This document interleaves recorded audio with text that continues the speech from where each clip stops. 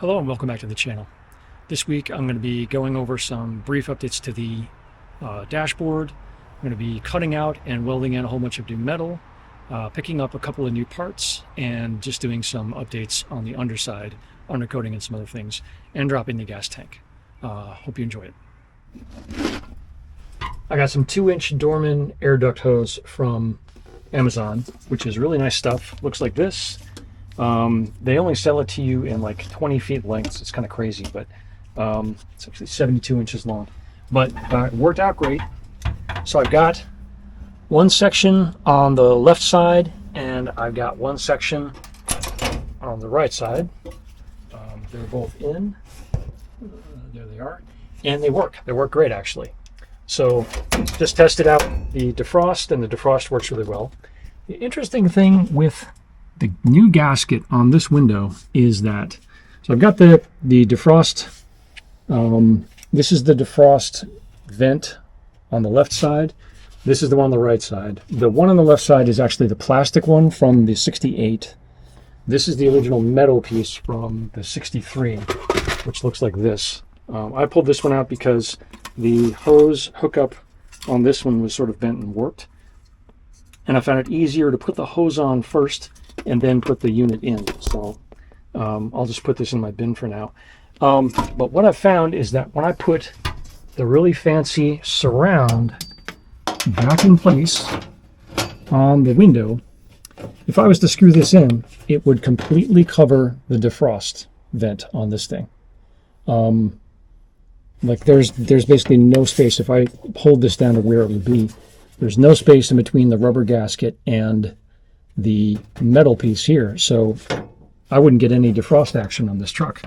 Now I don't plan on driving this truck through the snow, but right now we have a lot of dew and stuff landing in Maryland, so I would need defrost if this thing were to run at any point. So I'm going to leave this off for now. I've actually got 2 of these, so I am considering what it would take to basically trim, another, I don't know what it would take. It would probably take another like 1/2 inch off of this to free up more of the defrost vent, but I'd kind of like to avoid that if I can. So anyway, I'll put that aside for now.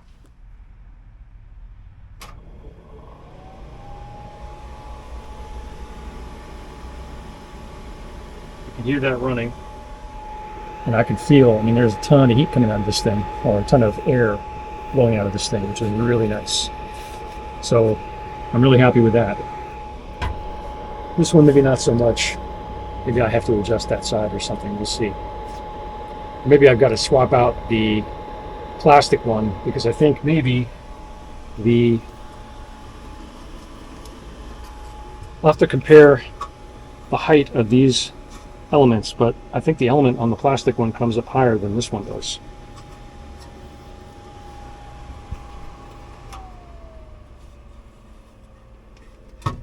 But it's nice to see that those work. And you can really hear that fan working.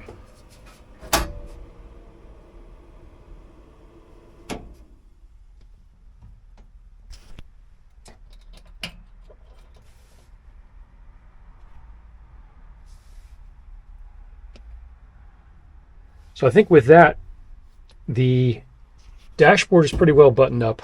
I'll buy a glove box insert for this at some point and clean that up. But I think for the most part, this part is done. Still have to figure out what's going on with the windshield wiper. The windshield wiper unit, it's not turning on. I get nothing out of it when I turn it on, which is still a bummer. But yeah, that's what's going on there. Good morning. It is a Sunday afternoon. It's bright and sunny, and it's actually warm today. I think what I'm going to attempt to do today, I'm going to do 2 things. I'm going to weld tabs onto the seat lock box, which shouldn't take that long. And then the other thing I'm going to do is I'm going to jack the side of the truck up and see how hard it will be to take the gas tank, to drop the gas tank, so I can cut out the bad sheet metal on the floor of the passenger side. Let me take you over there and I'll show you what I'm talking about. So I've shown this before, but this is what I'm looking at. It gets pretty rough here down to over here, and then this area over here. And it is kind of rough on this corner here. I'm going to try to keep, if I do cut this out, I'm going to try to keep this lip. I'll get as close to this as I can and cut this stuff out. Probably take, this area here out. I've got some sheet steel that will work for this. It's pretty thick. I've got 16 and 18 gauge. But the gas tank is directly underneath this, and I don't want it anywhere near this thing as I'm cutting it out. So I'm going to try that today. I'm going to see what it would take to drop the gas tank. I've got a better jack now, and I've got the jack stands back. So, and the other thing is, that's one of the things that's holding me up from mounting the new fender permanently, because basically there's a hose that comes up and goes through this hole and holds in place here. And I've got to basically have the gas tank finalized and ready to go before I can put this on and mount it permanently. And actually, this isn't the one I'm going to mount permanently. It's going to be the other one that I've got. But I want to get this further along if I can. And I'd like to get the gas tank, I'd like to get the floor figured out before everything else. The gas tank, as far as I know, is empty. So I'm going to try draining that right now while I work on the seat pan, and then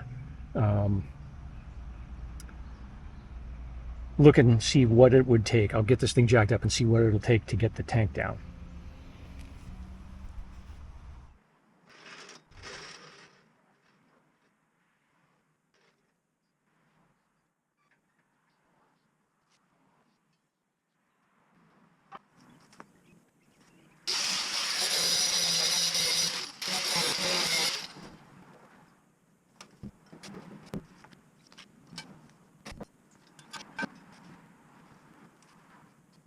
They came off pretty easy. This one I had to cut off the bolt, so I'll have to weld a bolt on here because the captive nut in the frame is just spinning, which, that's no great surprise with this truck.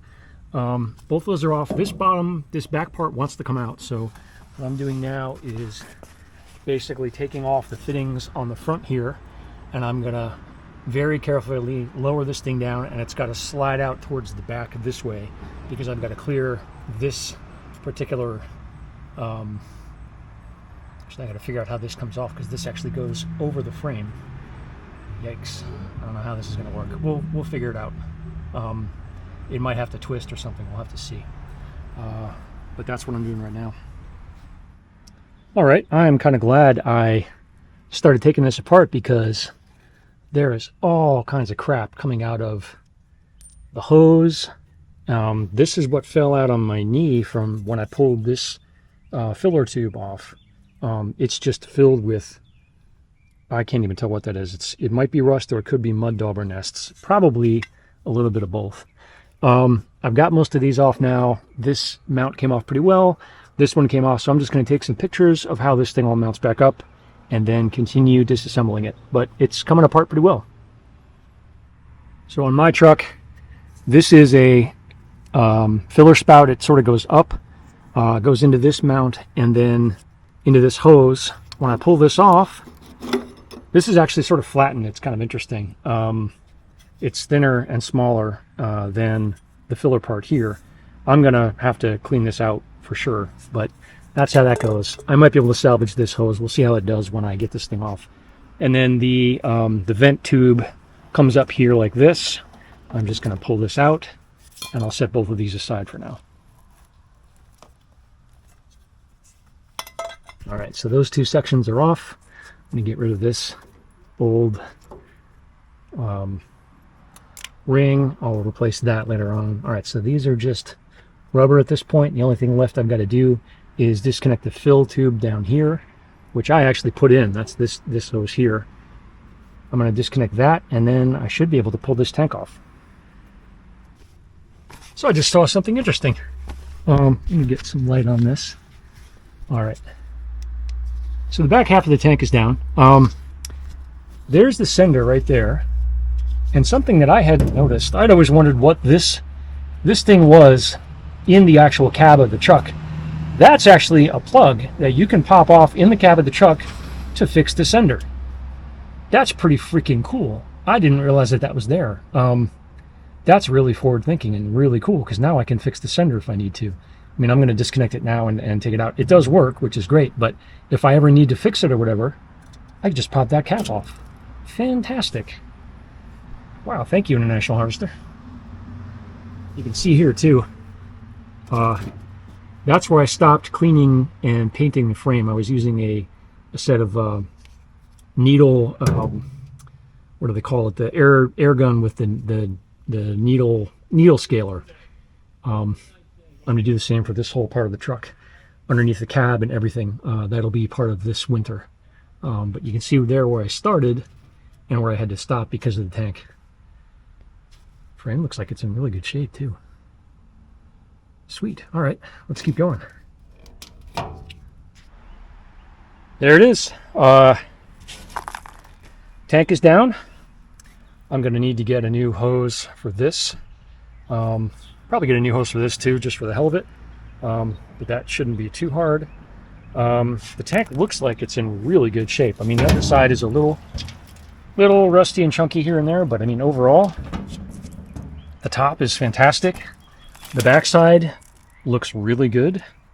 So I'm really psyched about that. I got to figure out how I'm going to clean this thing up, if I'm going to clean it up, and how I'll do it, because it still has gas in it. I've got to figure out how to drain it completely. But I'm going to set it aside now and get to work under the truck. Sweet. All right, here's an underside of the truck. This actually has a shade of green on it. I don't know what that is. The rest of the truck is not green as far as I have been able to tell. Maybe, I don't know. I don't understand. It is definitely green. Just very bizarre. But I mean, it looks great. I don't see any corrosion or anything. I mean, I see, there's a little bit of rust here, but nothing that I can't knock off with the needle scaler and clean up. This whole thing is going to get a bunch of the rust encapsulator after I've knocked all the scale and stuff off, and then I'll hit it with the chassis black just to protect everything. I'll do the same on the other side, but this side doesn't have any of the undercoating that the other side does, so I've definitely got to protect this. Just really, really good shape. I'm really pleased with what I see here. I might have to fabricate a new mount here, because this one is pretty, I don't know if you can see that, but it's rusted pretty well through. All right, now on with cleaning this up and starting to work on the floor. Yeah, so this actually is the section of floor that I'm going to be taking care of. And actually no, excuse me. Part of the floor that I'm going to be taking care of, I could see little pinholes through here and like here, but it's not as bad on this side as I would have figured. What am I looking at here? Oh, okay, so that's what it is. It's this section up here. All right, so it's this part here and back. The underside here doesn't look too bad, but it's like this area where the footwell begins. On the inside is pretty rusty, but it's this section that's really coming through. You know what I'm looking at? I wonder if this is a repair? No, it's not a repair. That all looks factory, because this has got factory undercoating on it. I really can't tell. Very weird. All right, let's keep going. All right, I've just hit all this with a wire wheel to see what I'm dealing with here. And what I'm going to try to do is take as little out of this as I can, because there's a bunch of stuff up here that is structural and I don't want to mess it up too much. What I'm going to try to start to do is cut out this section here to about here, go over to here, and go in front of this area here. When you look at it underneath, it's not too bad. It's divoted up here because I think the water sat on it, but it didn't go all the way through back here. I'm going to try to keep as much of the back of this as I can. And as I said before, I want to keep this lip. So I'm going to do some exploratory cutting, probably starting here first, down to here, and then across, just so I can see what's underneath here. This is looks like a pinch weld of some kind, where several parts of the floor pan come together. I'm not entirely sure how this is done yet, but we're gonna check it out. I might actually, now that I'm thinking about it, I'm gonna cut there. Because I want to leave something to weld to on this side. I'm not sure how that's going to go yet. I'm going to try to be as conservative as I can with this because I don't want to tear up the entire floor if I can help it. So let's start and see what we get. I'm trying to decide whether or not I'm going to take more of this side. I think I'm going to take it out to about here. I'll bring this down and over and out. I'm already getting some cardboard ready to start cutting out a template. Looks like I'll be able to do, well, I'm going to need more. It's just a matter of how much do I take out? Do I, remove this entire thing or what? I am going to have to address this section over here. I think I can get that from the other side. And then there's this section here. So I've got to figure out what I'm going to do there. But I think I'm going to handle this as an element first, and then I'll handle another patch over here. Because I think if I try to get any more clever with how this patch is going to go, it's going to get pretty crazy. This is already going to be nuts over here. So let's see what we can do. Yeah, I think I'm going to have to come all the way here to there, because this whole section is pretty gnarly too. So let me cut this out first, then I'll get a larger piece of cardboard. All right, I got a piece of cardboard cut out here. I think this is where I'm going to end this particular patch. I've got it backed up here where I think this metal should be pretty decent. So I'm going to put this down on a piece of metal and cut it out, and then start getting it ready to actually put in. It's taken a while to get here, but I think we're in pretty good shape now. I've got a patch mostly tacked in place. I'm going around here just trying to take my time getting the welds in. These sides are done. I'm gonna basically go back, trim these out a little bit more, get these to come down. This is all welded in from underneath. It's sitting on top of this lip, but it's using the metal that's underneath here to join. I didn't want to do the stuff on top here. I wanted to use the stuff on the bottom. So I'm gonna keep doing that. I'll probably do that around this area here too. I left this lip in here just because I wanted something to butt up on here, and then I'm gonna weld around the edge here and then sort of smooth this out and sand it down. Kind of sucks just to look at, but I figure having something there is better than nothing. Overall, I'm really happy with the progress. I mean, I can't believe I got a patch in today. I can't believe I got the tank out today. So this is all looking really good, and it feels really good too. I'm pretty happy with that. So I'm cleaning up now, and I'm going to call it a day. It's a really nice Saturday, so I'm going to get back out and start working on the Travelall again. I'm going to finish welding up the floor and maybe start needle scaling the frame underneath if I can get to that. We'll see how fast I can get things done.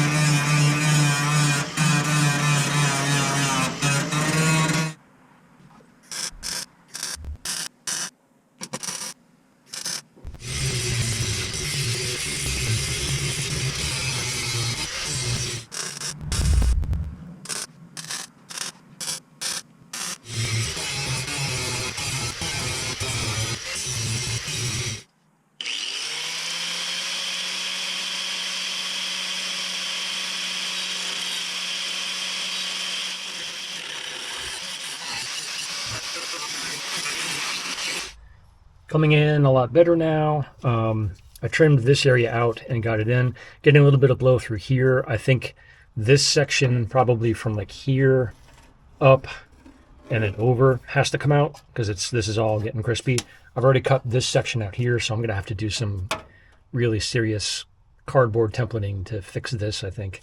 And I'm not sure what's under this. I think this is part of the floor mount. So I've got to step back and have a think about how I'm going to do this, because what I'm trying to avoid is cutting out a huge portion of this.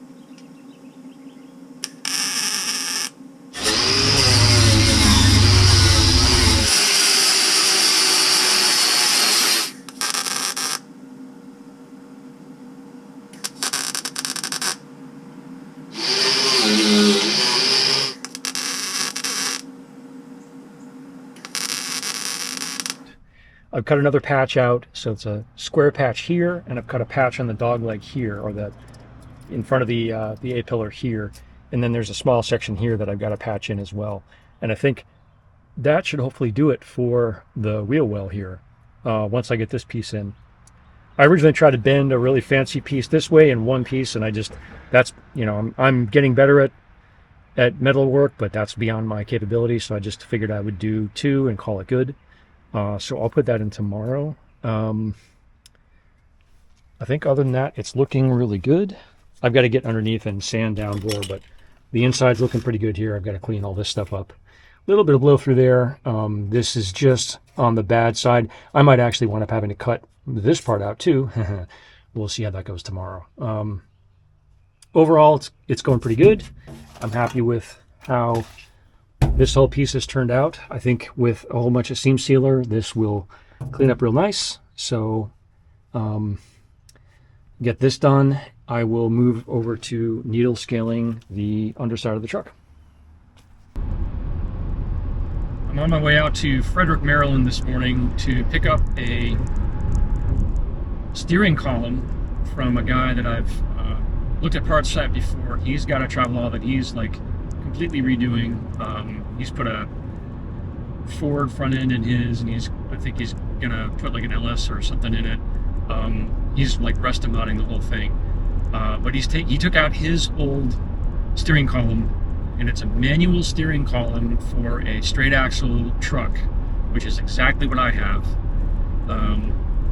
And he put it up on Marketplace, he's selling it. So I'm gonna go pick that up, and I'm gonna use that as the basis for an electric steering conversion on my truck. I was a bit hesitant to tear my steering column apart, being it was the only one I had. The other steering column I have is from the 67, and that is from a power steering truck.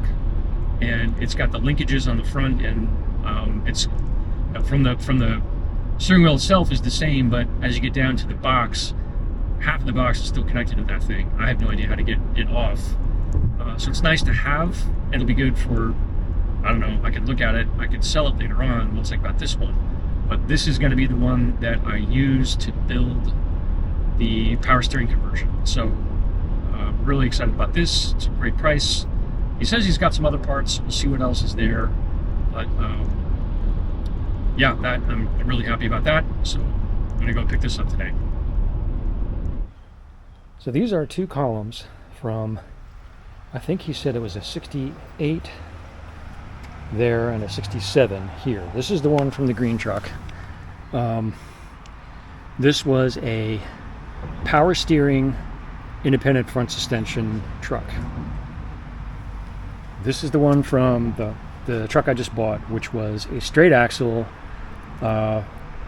looks like a 4 on the column manual truck, manual steering. This one has some sort of a rag or a Borgeson joint here, and clearly this is the shift linkage here. This isn't quite what I was hoping it would be, and that's on me, not on him, because of the shifter.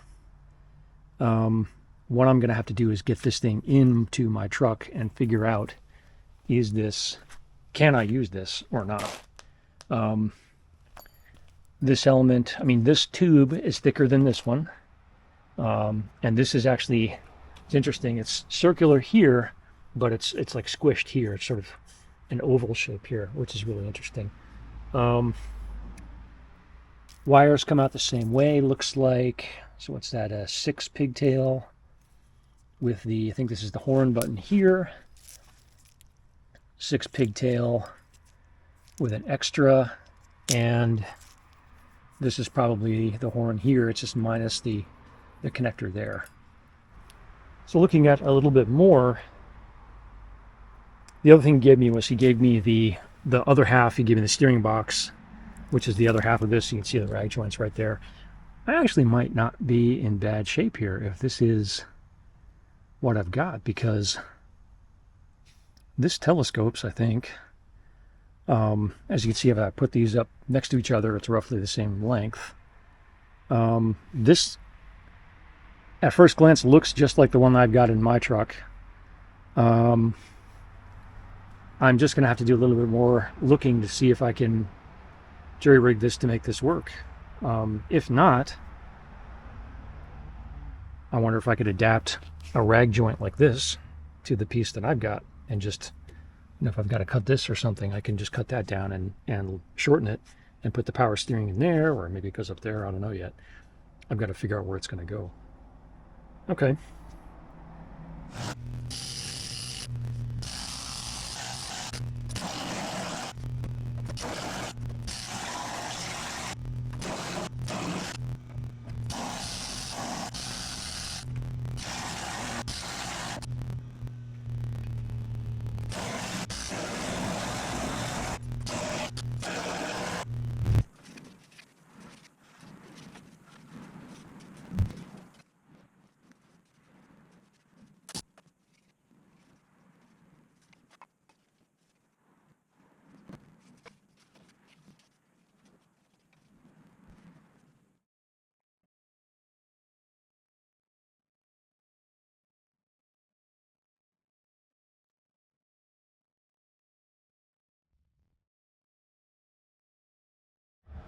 So it's Sunday afternoon. I got a bit of a late start, and so I didn't want to get all of the welding stuff out here and have like 5 seconds to work and stuff. So basically what I did was came out, I just ran up the compressor and got the needle scaler out and needle scaled all of the frame all the way back to there, and, you know, from where I started all the way up to here.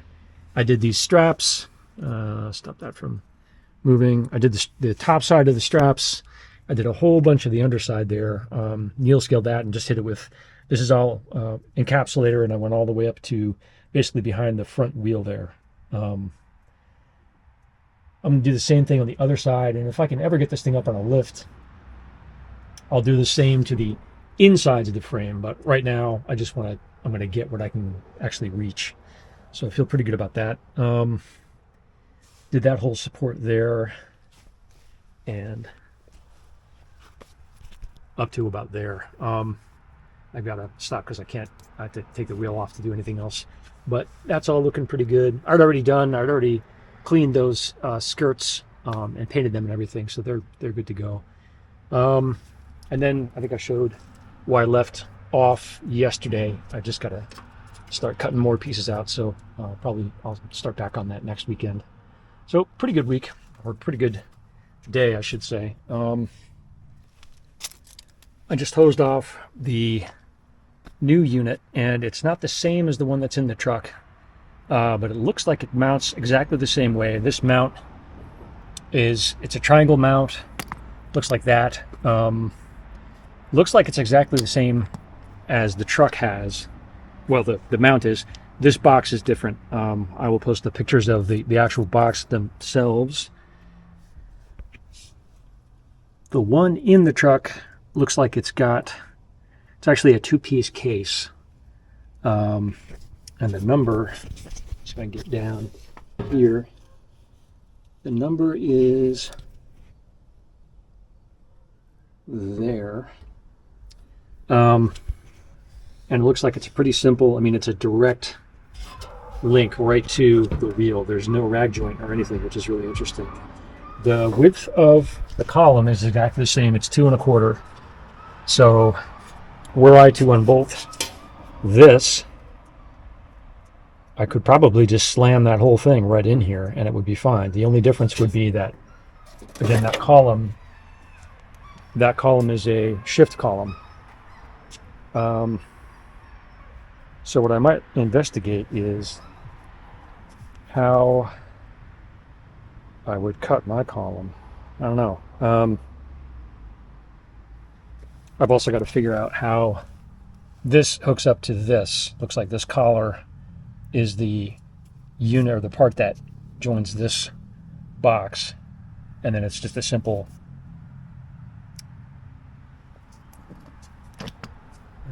I guess that's on there. I don't know how that is attached on there, but that's on there, and then it goes to a rag joint. I'm gonna have to think this one over and try to figure out what I can do.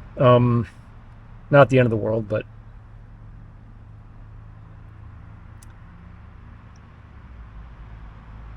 looks like this is connected with a simple collar here, I would assume. Loosen that up and this whole unit would come off. This rod looks like they adjusted it and maybe welded it, or it's on here somehow. I'm not entirely sure. There's a boot here, and then it goes to a rag joint. So I'm not sure how this thing would swap in, or if it could swap in yet. Looks like it would be pretty simple, and it looks like the arm is roughly the same. I would just have to do a bunch of investigation to figure out how that would work. There's the arm there, and that's how it's mounted. We'll definitely have to clean the whole underside of this thing for sure.